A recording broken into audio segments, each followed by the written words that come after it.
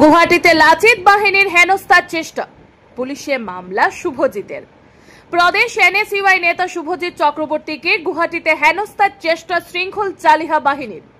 জেলা পুলিশ সুপারকে নালিশ এনএসইউআই নেতা শুভজিৎ চক্রবর্তী জানান, 2 বছর পূর্বে দুর্গাপূজার ব্যানার ছেঁড়া নিয়ে লাচিত সেনা নামের সংগঠনের প্রধান শৃঙ্খল চালিয়ার সাথে সামাজিক যোগাযোগ মাধ্যমে উচ্চ বাক্য বিনিময় হয় তার।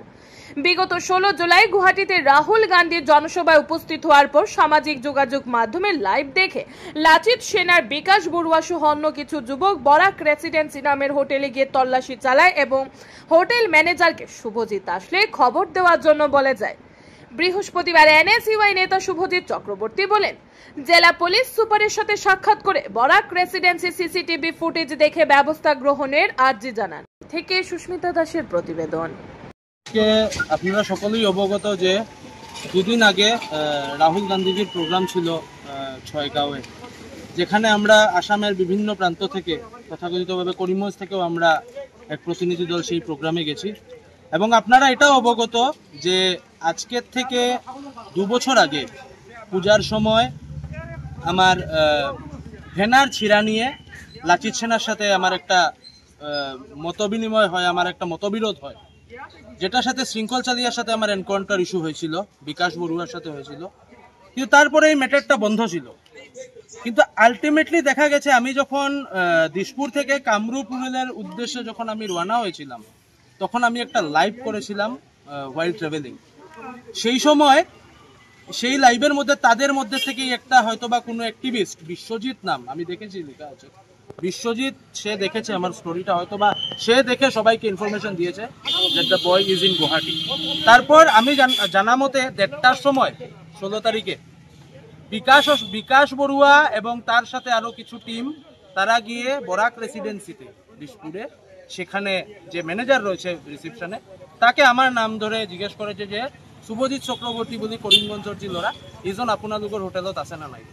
তো তখন তারা বলেছে যে হয় তেখেত আছে, কিন্তু তেখেত কামরূপত গৈছে মিটিংৰ কাৰণে, 18 তাৰিখলৈকে আছে। তখন সে উঠে বলেছে যে ল'ৰাটো আহিলে আমাক খালি জনাই দিব, বাকি তার লগত আমার কিবা এটা আছে, আমি একটু মিটাই দিব। তো আমি মানে এটাই জানতে চাই যে আসাম কি পুরোপুরি ললেস হয়ে গেছে নাকি এখন? মানে একটা মাত্রই লাচিত বরফুকনের নাম নিয়ে, বীর লাচিত বরফুকনের নাম নিয়ে, যিনি একজন দেশপ্রেমী ছিলেন আসামে, আমার তো মনে হয় না যে লাচিত বরফুকন সম্মানীয়, উনি বাঙালি বিদ্বেষী ছিলেন।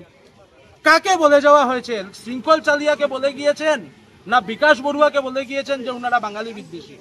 বাংলা ভেনার ছিঁড়া হয় লাচিতের নাম নিয়ে, বাঙালিকে মারা হয় লাচিতের নাম নিয়ে। তো তারা কি ভেবেছে? শৃঙ্খল চালিয়া ওপেনলি পডকাস্টের মধ্যে বলে থাকে, এখন পর্যন্ত সে কিভাবে সে বাইরে ঘুরে বেড়ায় আমি জানি না। তাকে যখন জিজ্ঞেস করা হয় যে সে উঠে বলে যে অসমত বেপার কৰিবলৈ আহিলে আমাক ট্যাক্স দিব লাগিব, সেয়া হয় গুন্ডা ট্যাক্স।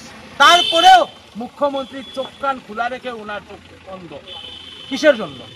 এটা কি মুখ্যমন্ত্রীর ব্যাকআপে হচ্ছে, না কোনো বিজেপি নেতার ব্যাকআপে হচ্ছে, শাসকীয় দলের কোনো নেতার ব্যাকআপে হচ্ছে আপার আসামের? কেন শৃঙ্খল চালিয়া এবং তার টিমকে এত প্রশ্রয় দেওয়া হচ্ছে সরকারের তরফ থেকে? এখন পর্যন্ত কেন সে গ্রেফতার হলো না? এবং আমি এসপি সাহেবের কাছে একটা রিটার্ন দেব এই ব্যাপারে, এবং আমি এসপি সাহেবকে রিকোয়েস্ট করব, আমি যে হোটেলে ছিলাম সেই সিসিটিভি ফুটেজ দেখলেই উনি জানতে পারবেন, গুয়াহাটির পুলিশের হেল্প নিয়ে যাতে উনি সেই হোটেলের সিসিটিভি ফুটেজ দেখেন এবং যাতে নির্দিষ্ট ব্যবস্থা যাতে নেওয়া হয়।